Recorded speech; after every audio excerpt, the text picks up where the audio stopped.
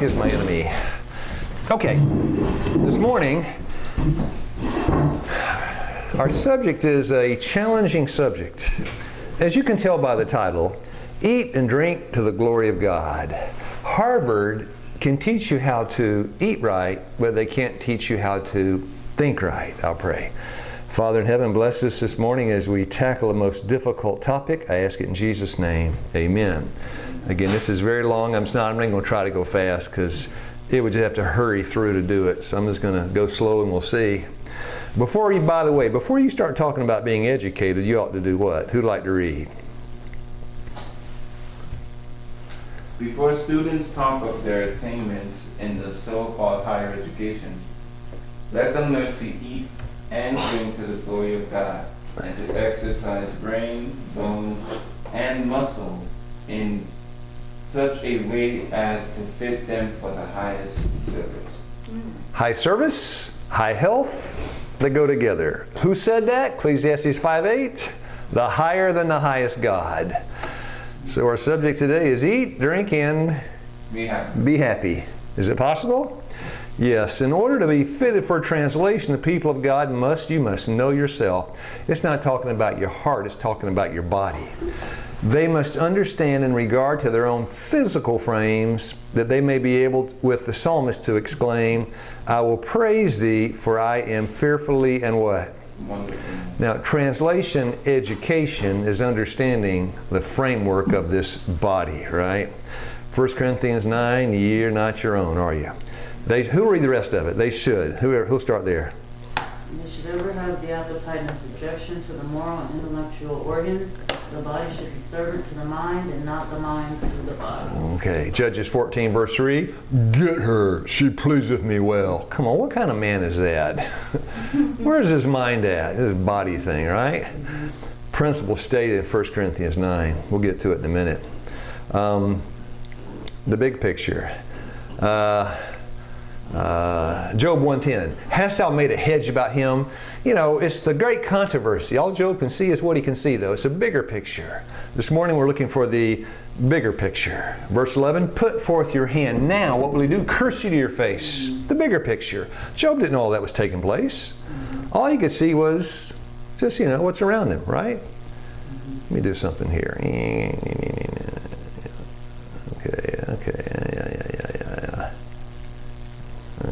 Okay. Now, we're ready to start. The Big Bang. The Big Bang Theory. The bigger picture, Genesis is bogus. When you accept that kind of teaching, basically you make Genesis of no account. The bigger picture. Today, let's look for the bigger picture as we start. Now, I'm going to take a couple of things you've seen before, and I'm going to take a couple of other things and some new things and kind of put it all together. This is Phineas Gage. What part of his mind was altered with this steel tamping rod 4 feet long? Prefrontal cortex to frontal lobe, right? The prefrontal cortex is the front part of the frontal lobe. And then here it is, severe injury with a metal rod, the doctor's report. Injury to the ventromedial region of both frontal lobes. Extreme what? Something happened to the man. When he lost his frontal lobe, he kind of lost his identity. Prefrontal cortex functions, all the higher functions, moral reasoning, sympathy, abstract thinking, and all the rest. Now, his doctor was a guy named John Harlow. And this is what John Harlow, how he reported. This is what he said. The equilibrium between his intellectual faculties, the balance between his intellectual faculties and animal propensities seemed to have been destroyed. In other words, Dr. John Harlow wrote, what did he say? Gage was on the cage. That accident turned Gage into a what? The balance between his intellectual and animal propensities, it seems to have vanished. Gage is now a what? Animal. That's in the book of Jude, right? Jude 1 verse 10. Who'd like to read? As brute beasts and those things that corrupt themselves. Now, let me define behavior of a brute beast. There's a man that's not a brute beast right there. There's Brother Allen coming in. That man is not a brute beast. A brute, all right. I guess. What? It's all right. No. No. A brute beast. A brute beast is a man that acts like a what? Beast. A beast. Now, in the last days, the mark of the beast, everybody that gets it will be a what? Brute beast. What's Jude writing about? The last days. Satan cast out of heaven. Jesus 24. Him was able to keep you from falling. They kept not their first estate. It's the whole controversy in the end. And Jude said, boy, I tell you what, these guys are going to be like brute beasts down there at the end. You see a picture of a brute beast? Is that a brute beast? No. Yeah. Now, Philippians 3:19, whose God is their belly? Who'd like to read? Yeah, I told you this is a tough subject this morning. Flesh meat is not the right food for God's people. Why not? It animalizes human beings. It will make you a Brute beast. Or an animal. Brute beast. You mean that chicken sandwich will turn me into a beast? I'm taking a thus saith the Lord. I'm going to hold you to a thus saith the Lord. I want what God said. I don't want what Luke Keith said. Philippians 3:19, whose God is their belly. People are fighting over chicken sandwich and buffet. Yeah, battling over a chicken sandwich. Judges 14 verse 3, get her, she, come on, say it again, pleaseth me well. That man was an animal. He was being ruled by what? Don't say this part. That part was shut down. What shut it down? 1 Corinthians 9:24, know ye not that which run in a race run all. Now, Paul's about to say, know ye not that they which run in a race run all? So in the races there in Athens, how many got the prize? One. Now, they run, and so do we. What's different about them and us? We all get the prize if we make it to the end. If we run, how many get the prize? All. Well said. And their motive is different from ours. What are they after? Paul reasons it out. They're after what? Corruptible crown. We're after what? Come on, without that we reason that thing out, right? Incorruptible. But the world loves a corruptible crown. They can't see an incorruptible crown. Now, who read 25? And every man that striveth for the mastery is temperate in all. There it is, the temperance message. Oh, you're telling me the temperance message is part of the three angels' message? Yeah. Dear friends, the temperance message is saturated in the first, second, and third angel's message. Give me an example. Easy. 14, 6, and 7. 7, fear God and give glory to Him. The hour of His judgment is come, comma, and worship who? The Creator. He quotes out of the fourth commandment. Now the crowning work, first day, second day, third day, and this is very good over here. What did God make that was very good? Men. Men, you, women, men. And He said, this thing's very good. If you're going to worship God in spirit and truth, you work to build up His crowning creation, not tear it down. True or false? Sure. That's the three angels' message. That's temperance. That's health reform in the three angels' message. And that's just the beginning of it. But your mind's got to be on the top if you want your brain to rule your body. 1 Corinthians 9:27, Paul said, my body is right side up. Finally got that belly underneath and got the brain on top. Who'll read? But I keep under my body and bring it into subjection, lest that by any means, when I have preached to others, I myself should be a castaway. Does appetite have power to pull you down and cause you to be lost? Yeah. Ask Eve. Ask Esau. Right down the list. And them beans were good, weren't they? He sold his birthright for a pot of beans. Now, we're almost ready to begin. One more. This is one I like a lot in the health lectures I do. I really like this one. Because people have a hard time with Romans 7:23. Two laws, one's in the belly, one's in the brain. Are they at war with each other? Yes. Oh yes. Yes. The brain says, I drink that, it's going to depress my immune system, it's going to knock out my inhibitory system, it's going to fiddle my gastrointestinal system, it's not going to do anything good for my immune system, and I do what?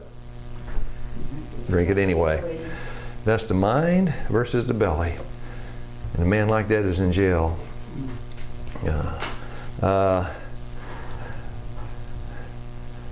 Zechariah 9, verse 12. Turn ye to the strongholds, right? Ye prisoners of hope.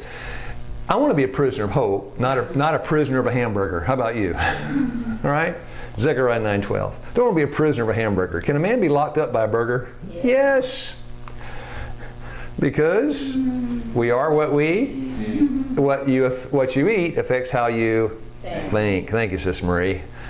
So I ought to eat to the Glory. Now see, this is righteous, and she already said it, 1 Corinthians 9, 13, 31. The glory of God. Now, here's the problem. Remember, they make, Philippians 3:19, they make a God out of their what? It's talking about who? Seventh-day Adventist. Who'll read? Not all, some. Come on. Some Sabbath keepers, come on, somebody read. Some Sabbath keepers make a god of their bellies. There are but few who eat to the glory of God. 1 Corinthians 10:31. Wherefore, whatever ye eat, drink, come on. Whatsoever ye do, do all how? That's the first angel's message. Yeah. It's all tied together. Okay, now, you tell me. Here's a sinful place. Name a sinful place. Okay, name another. New York.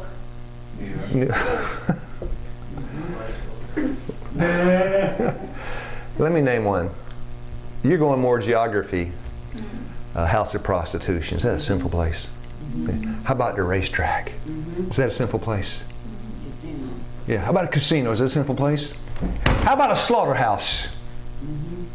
Our subject this morning? Slaughterhouses.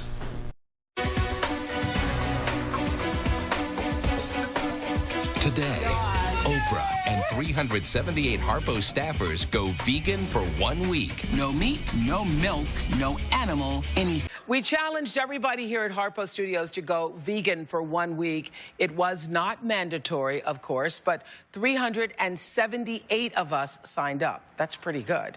So according to the USDA, we eat nearly, listen to this, 10 billion animals a year, including 33 million cows. If you eat hamburgers, there's a good chance that they come from the Cargill Company. They are the biggest producer of ground beef in the world. They allowed our cameras inside one of their processing plants for a look at how the meat you're eating gets to your table. Frankly, I don't think you should eat meat if you're not willing to look at how it's produced. Right. So we sent reporter Lisa Ling to show us how our meat is made. A warning to viewers, especially parents with children. This is graphic because it's a slaughterhouse. There we go. This is Timmerman Feedlot in LaSalle, Colorado.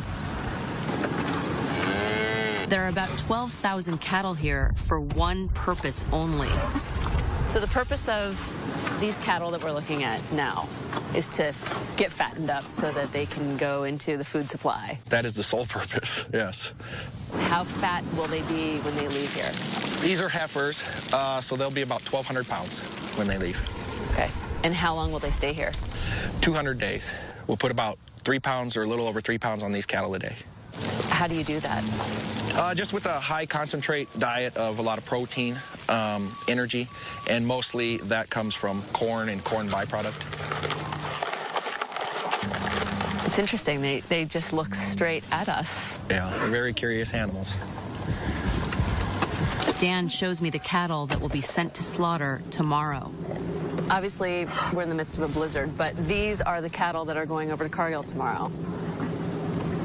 So this is their last day at the feedlot. And in a couple days, there'll be steaks. Yeah, they will be.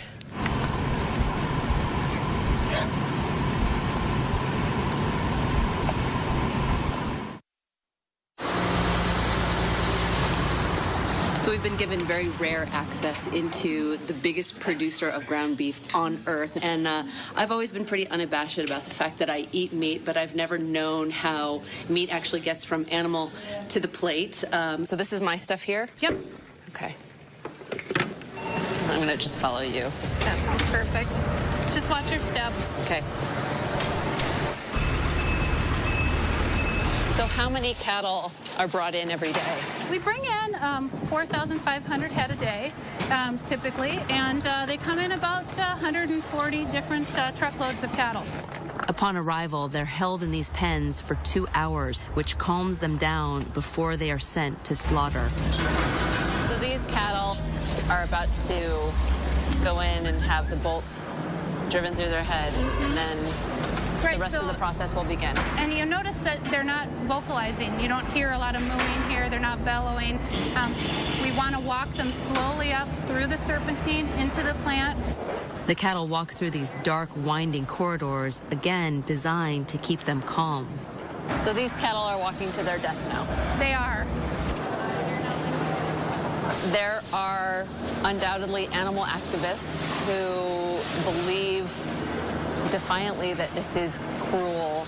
How do you respond to that? I would not ridicule people who believe that you shouldn't eat animals, but I would say that we are committed to doing it right, and that I believe that when animals are handled with dignity and harvested carefully, that's the natural order of things. There was one part of the process we were not allowed to film, and that was the actual killing of the cattle. But I watched as a 4-inch bolt was shot into each cow's head. What I just saw, which we can't shoot on camera, is the cattle come up on a conveyor belt, and their heads pop out, and a guy called the knocker shoots a bolt into its head and renders it completely lifeless. The cattle are rendered insensible to pain. That's one of the requirements. So then the cattle are stuck, we call it, and that's when the blood comes out, and that's how they die. They die from the bloodletting.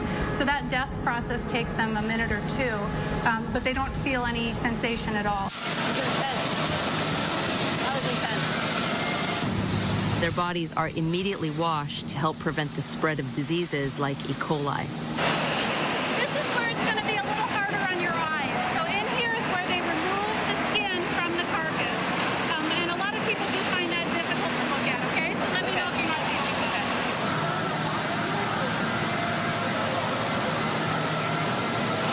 Oh my God.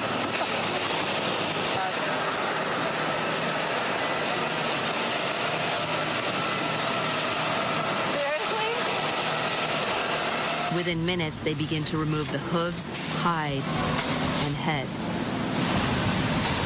What is that? That's the stomach.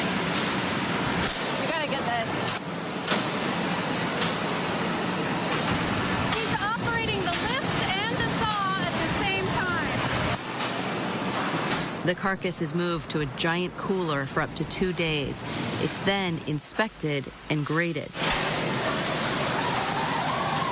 3 days ago, these carcasses were live animals on a feedlot, and now I'm looking at ribeyes. I mean, it just smells like raw meat and lots of it. And it's so precision. Everything is like clockwork. It's really quite impressive. So what are all these carcasses used for other than steak? We save every piece of the animal that we can, so you make beneficial use of all of the resources. You know, when you look at these, you have to have respect for the living creature that they were, and that means making use of everything, letting nothing go to waste. So how many carcasses go into beef patties?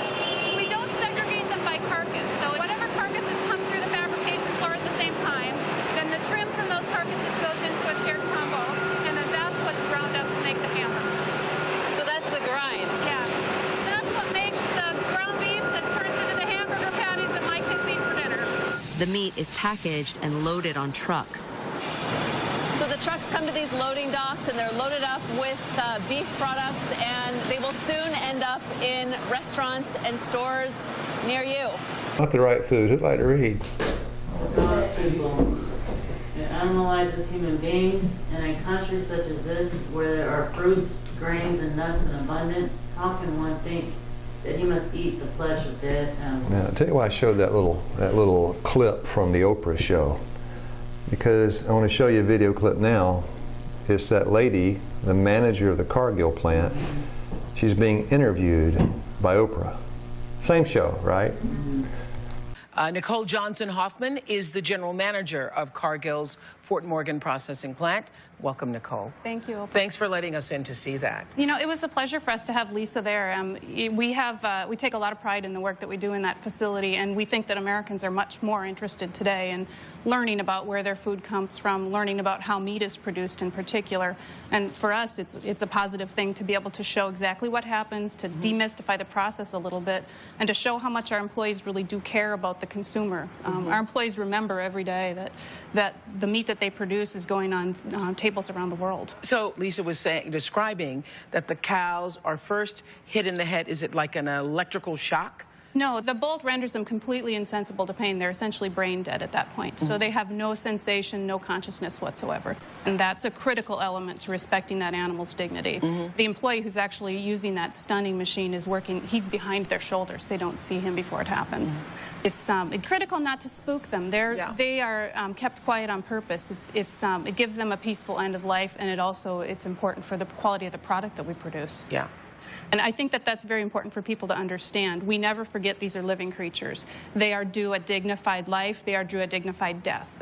That's really important to us, and anybody who doesn't share that value cannot work at our facility. It's interesting because we were saying that, you were saying before that if you're not willing to see where it comes from, you're not willing to think about where it comes from, then you shouldn't eat it. I mean, really. I mean, it was interesting watching the faces of your audience. It's very disturbing to see, and you should know this is one of the better plants in this country, cleaner than a lot of ones that I've seen, and so this is as good as it gets in America. This way of slaughtering animals is relatively new. This looked like a Temple Grandin system. Yeah, our system was designed by Temple. Than previous ones, and by the way, the vegans deserve some credit for that. It was the animal rights activists like PETA that put the pressure on McDonald's, that in turn put the pressure on many of the meat packers to clean up their act on how they slaughter animals. I think that's an excellent example of how working together, everybody who's interested in the American food system can create better results. How many employees do you have? We have about 2,000 employees at our plant in Fort Morgan. We'll be right back. Thank you for letting us in. Thank you again. Thank you.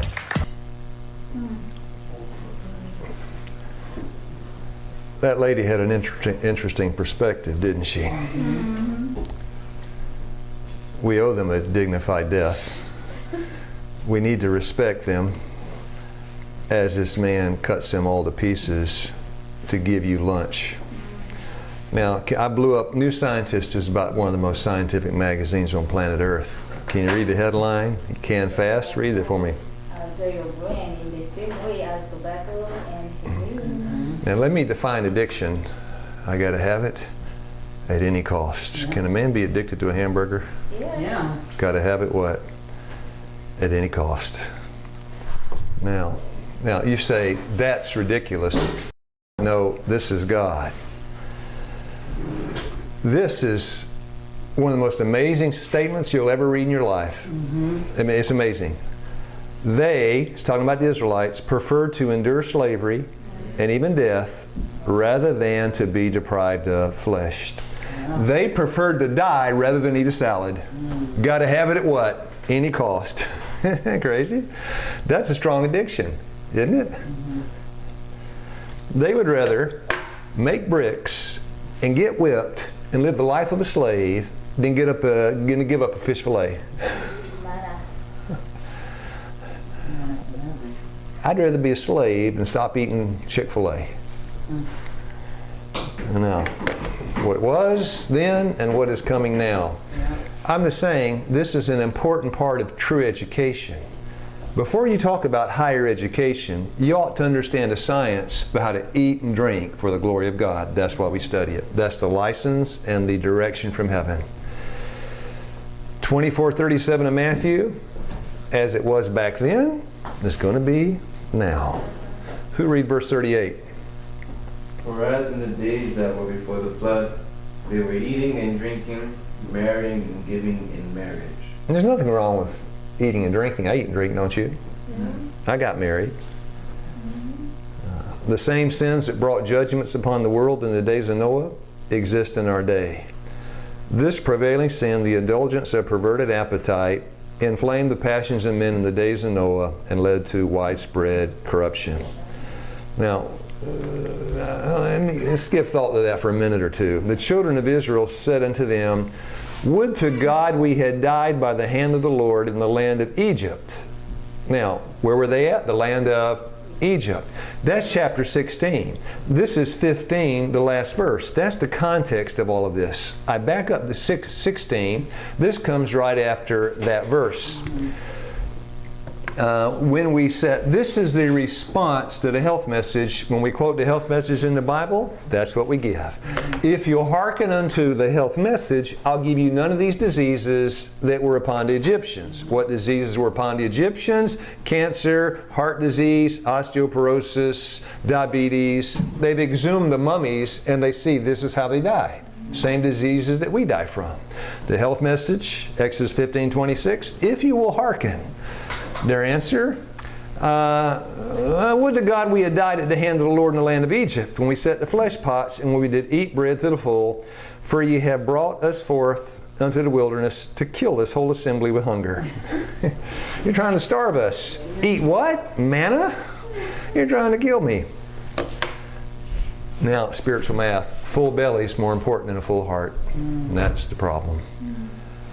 The mind and the belly are at war with each other. That's the big if. Now, healing, even today, is conditional upon obedience, right? You got to obey, you want to get healed. Right? That was a lesson 1500 BC. That's a lesson 2000 AD. In 1863, the lesson was repeated. June 6, Otsego, Michigan. There it is. What happened? Who'll read? It was at the house of Brother A. Hilliard at Otsego, Michigan, June 6, 1863, that the great subject of health reform was opened before me in vision. All right, another way you could say it, a renewed call to leave the flesh pots of Egypt. What was born that day? Lifestyle medicine. It was. It didn't exist before then. Mrs. White, come on, this is 1863. If you're familiar with the story, it's fine. Maybe you're not, maybe you are. Mrs. White and her husband had gone north to Otsego for a weekend of meetings, Friday night worship. They bowed down to pray. Mrs. White looked at her husband. He was sick, had been sick often. At her husband, needed medicine. When he got sick, pray. She walked over, put her hands on James' shoulder. If you'd like the reference on Arthur White's thing, I can give it to you. Put her hands on James White's shoulder, began to pray. Often God had answered that prayer and healed that husband, and then he got sick again. The Lord told her, tonight, a plan to get well and to stay well. Because James kept getting well, but kept getting sick, and that was the birth of lifestyle medicine. Proverbs 26:2, curse doesn't come without the cause. Now let's reason together to find the cause. James White, you need to change your diet. All the advent, the message, come away from the pork. 1863 was the call to leave the flesh pots of the pork. And this is when things change. Now, what is lifestyle medicine? The best medicine you can take is a change in your now, the only way to get James White well was a change in his life, but they didn't know what to change. God showed them. Isn't God good? Now, next question. Why? Answer, who'll read? Vegetables, fruits, and grains should compose our diet. Not an ounce of flesh meat should enter our stomachs. Now, hold on. We want to always minimize risk factors. You ladies, if you want to get breast cancer, eat a diet low in fiber. You guys are so young. Luke Keith, I'm old, right? If you want to get prostate cancer, eat white pasta and white bread. Fiber is a definite, huge risk factor for breast cancer and prostate cancer. We're going for risk factors now. Vegetables, fruits, and grains should compose our diet. Not an ounce of flesh meat should enter our stomach. Why not? Who will read? Cancer. Go ahead. You can both read it. Cancer, tumors, and all inflammatory diseases are largely caused by meat eating. Now, come on, Jesus is a specialist in what? Preventive medicine. Prevention is better than cure. So he just rolls out preventive medicine. Because all you sick folks down there, you're eating those dead animals and you need to stop. That's a hard message, isn't it? Because if you eat wrong, you think wrong. I'll read it.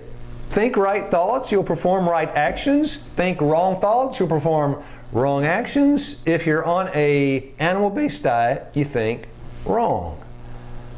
Your diet impacts your ability to be able to think. Daniel had a clear mind because he had a clear diet. And when it came decision time, D-Day, decision time, Daniel said, I think I'll throw the windows open and pray. How did he have a clear mind? It tells you his diet, in conjunction with his life of prayer. Daniel's clearness of mind and firmness of purpose, his strength of intellect in acquiring knowledge, were due in a great degree to the plainness of his diet in connection with his life of prayer. It came up there last weekend in Tuscaloosa. Young people wanting to get a sharp mind for the Bible, don't go to Kentucky Fried Chicken anymore. What? Said I want to understand Ezekiel 47. Yes, stay away from KFC. Don't you see the beauty? Isn't that a wonderful message? Yeah, flee the wrath to come. Flee where? KFC, McDonald's, the Golden Arches. Flee Starbucks. Flee and go where? Jones Kitchen. And get what? Sharpened up. Isn't this great? I love this. We're due in a great degree to the plainness of his diet. Daniel 1 verse 8, he purposed in his heart not to defile himself with the king's meat or the king's wine. Connection with his life of prayer. You can't leave out diet. Why? Because of that.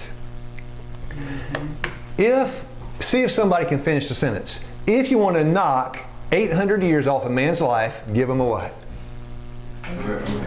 Yes. I was going to say chicken sandwich, but Devin, that'll work. No, really. If you want to knock 800 years off a man's life, give him a chicken sandwich. Boom. Isn't that true? Then you say, why in the world did God give him a chicken sandwich? Answer, because he wanted to knock 800 years off their sinner's life. Because their thoughts were only what? Evil continually. There's the statement. After the flood, the people ate largely of animal food. God saw that the ways of man were corrupt and that he was disposed to exalt himself proudly against his Creator to follow the inclinations of his own heart. And he permitted that long-lived race to eat animal food. To shorten their sinful lives. That's it. The Lord allowed them to eat clean meat to knock down 800 years off those guys were wicked. The longer you live, the more wicked you get. So God said, going to take down the lifespan. 900 down to what? Today, this is it. Yeah. And then now we're on tapered on down to what? You're lucky if you hit how many years today? I don't know.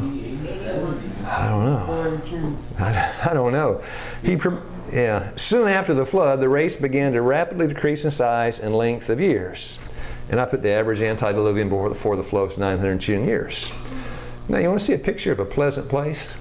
Isn't that nice? No. Yeah. The thought of killing animals to be eaten even the thought should make you sick. Just the thought of seeing a chicken sandwich, if you were sensitive to spiritual things, you look at it and you get sick looking at it. But we are so desensitized by a lifetime of feeding on dead carcasses that we're no longer sensitive. Bring it on! A quarter pounder with cheese. Add a little extra onions in there.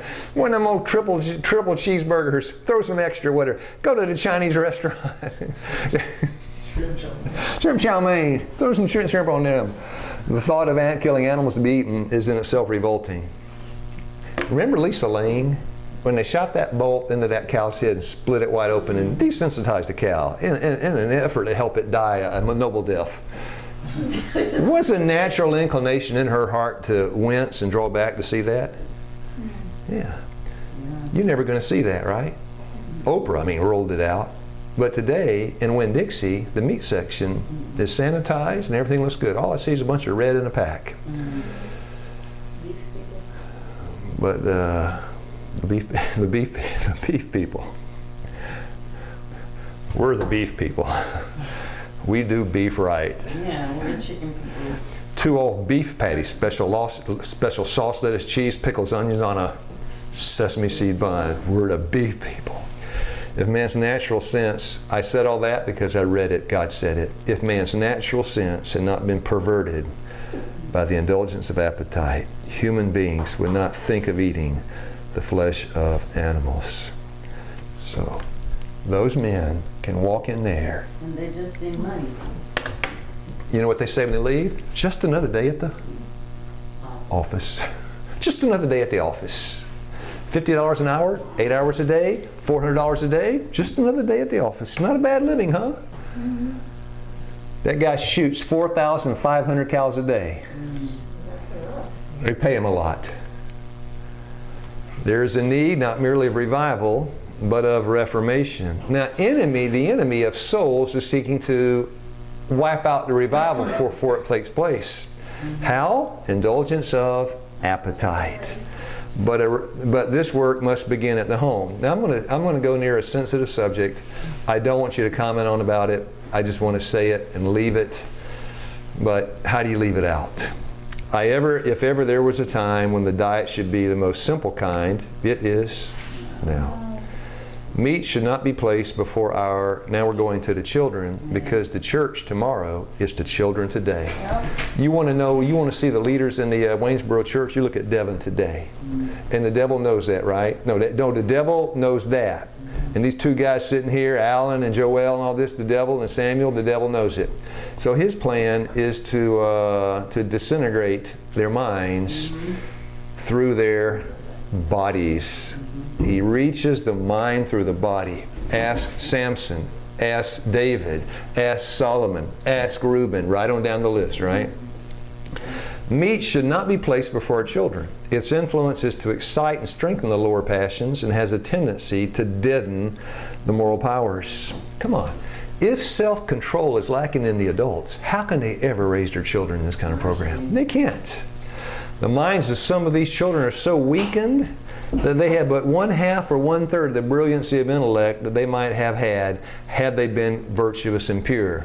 Tuscaloosa, want to sharpen up the young mind for the Bible? Leave KFC. You talk crazy talk? No, you're crazy. If you want to stay crazy, keep going to KFC. They have thrown it away in, give me another word for self-abuse.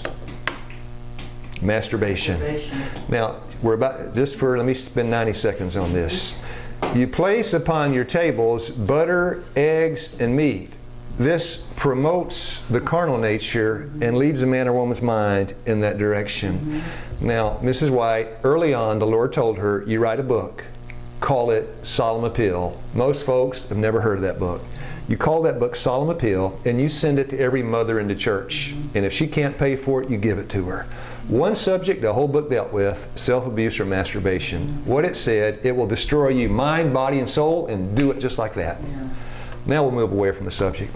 You place upon your tables butter, eggs, and meat, and your children partake of them. They are fed with the very things that will excite their animal passions.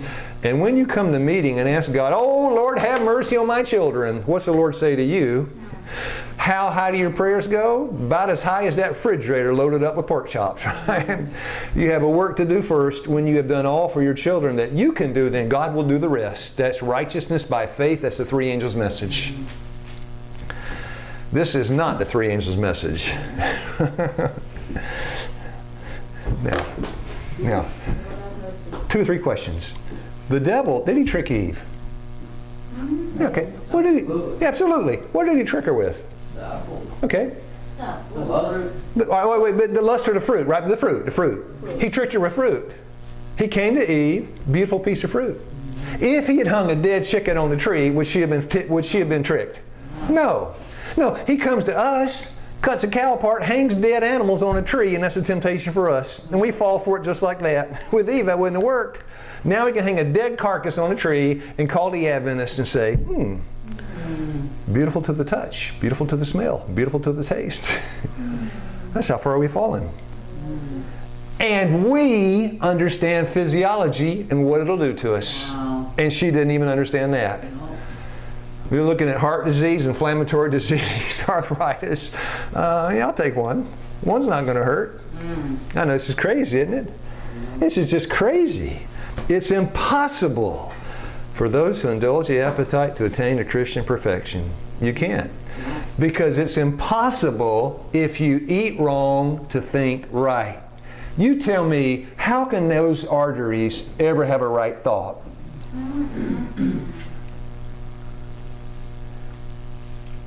Blanket statement.